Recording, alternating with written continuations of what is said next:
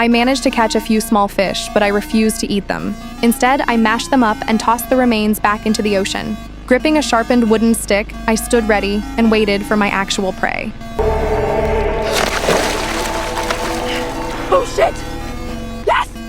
Yes! Once darkness fell, I secured the small shark to a tree and concealed myself in a sand pit to wait for a much larger target. The previous evening, just as I was drifting off, a bizarre noise had echoed from the shoreline.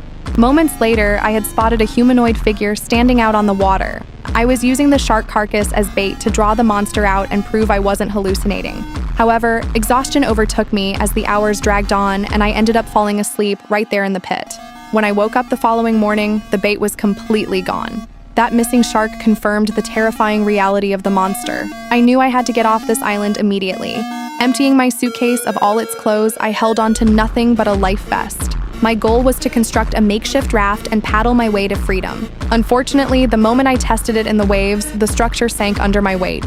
I was forced to abandon my only escape route. Desperate to survive the coming darkness, I squeezed inside a hollow, dead tree to hide from the beast.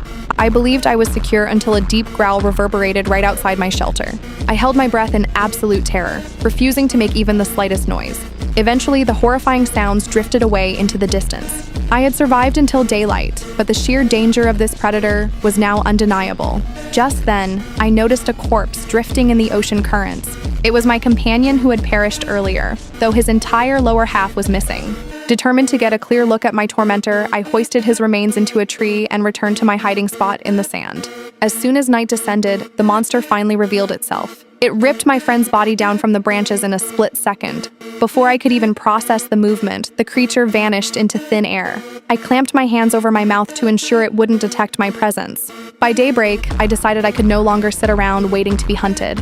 Using a scrap of fabric, I rigged up a makeshift platform high in the branches.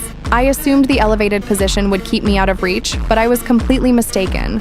The beast possessed incredibly sensitive hearing. Its sense of smell was just as acute.